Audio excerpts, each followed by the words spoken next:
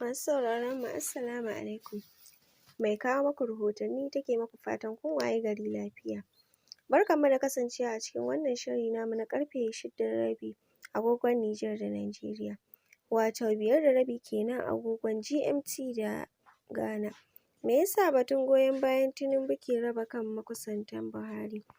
A wani lamari mai kama da na bazata a fagen siyasar Najeriya, sunan tsohon shugaban Najeriya Muhammadu Buhari ne ya sake dawowa yake amo, musamman bayan alamu sun fara nuna akwai ɓaraka a tsakanin makusantansa. Alamu sun fara bayyana ne a lokacin da tsohon gwamnatin jihar Kaduna Nasir El-Rufa'I ya bayyana ficewarsa daga jam'iyyar APC zuwa jam'iyyar SDP, inda ya ce da amincewar tsohon shugaban ƙasar ya sauya shekar ta siyasa.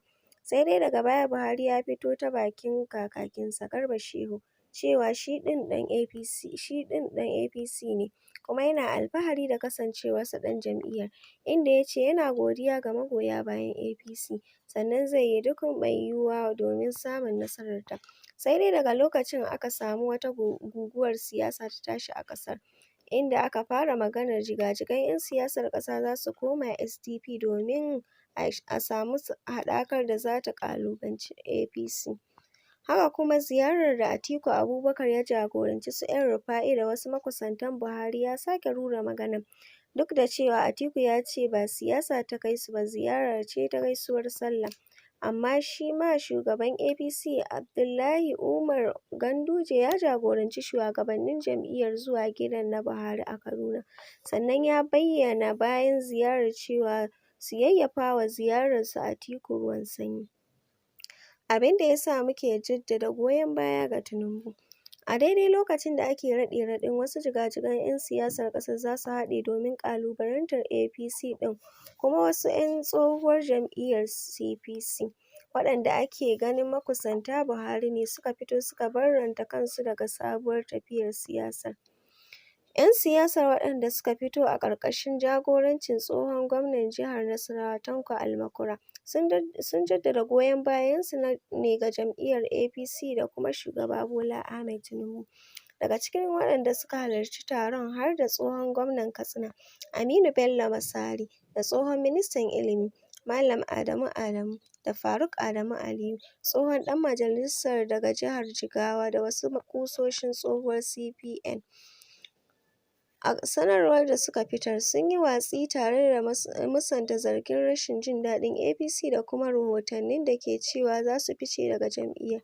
Sai dai a ciki sun yi kira ga shugabancin APC da ya yi tafiya da dukkanin ɓangarorin jam'iyyar a kowane mataki. Faruk Adamu Aliyu yana ɗaya daga cikin 'yan tsohuwar CPC ya bayyana a hirarsa da BBC cewa inda ya ce wani ɓangare ne na CPN da suke tunani abubuwa ba sa tafiya yadda suke so, suka ari bakinsu suka ci masa albasa cewa ba sa tare da Tinubu.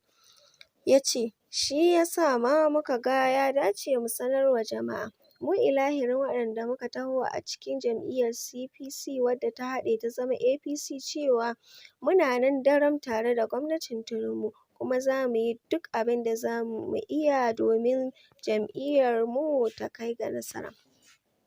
Ba da yawunmu aka yi ba, Malami, sai dai a lokacin da ake tattauna batun jaddada goyon bayan 'yan CPN ga gwamnatin Tinubu, sai tsohon ministan shari'a na Najeriya, wanda ɗaya ne daga cikin jami'an tsohuwar gwamnatin shugaba Buhari mafi ƙarfin faɗa a ji, wato Abubakar Malami SAN, ya yi watsi da iƙirarin.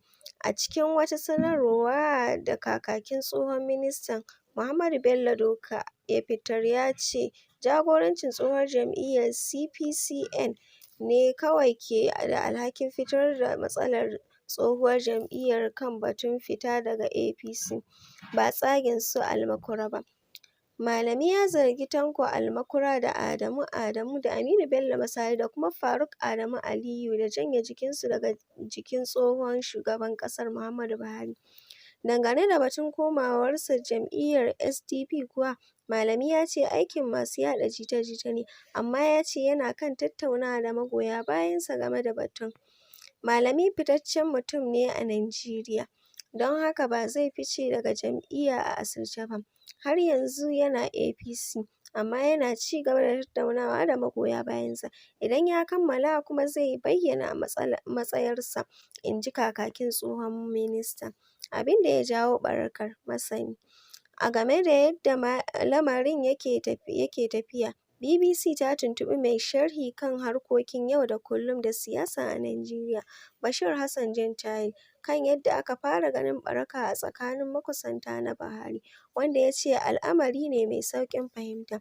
A cewarsa, "A ganina babu wata damɓararwa, domin kowa yana bayani ne a matsayin da yake kai. Misali Faruk Adamu Aliyu, ai babu jayayya idan aka yi maganar Buhari a shekara 20 da suka gabata su ne a gaba a cikin abokan tafiyarsa. Sai dai ya ce yanzu abubuwa sun canza, inda a cewar Jantali daga lokacin da Buhari ya hau mulki ya yi shekara 8 zuwa yanzu akwai wasu jiga-jigan da suka fi kusanci da shi.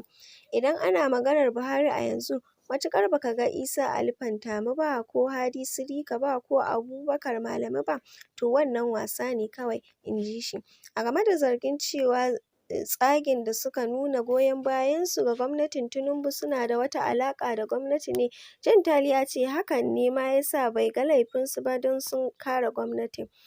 Abin da suka yi sun yi daidai, amma ba su da ƙarfin su Malami a wajen Buhari a yanzu. A game da inda matsalar ta fito, Jantali ya ce Bola Tinubu ne tushen damɓararwar tun a farko. Shugaba Bola Tinubu baya yin wasu abubuwa na zahiri tare da Buhari. Misali, a zamanin Buhari akwai sanannun yaran Tinubu irin su Osinbajo da Fashola a gwamnati, amma a yanzu babu yaran Buhari a gwamnatin Tinubu. To masu sauraron mu, a nan muka kawo muku ƙarshen rahotannin namu na yau.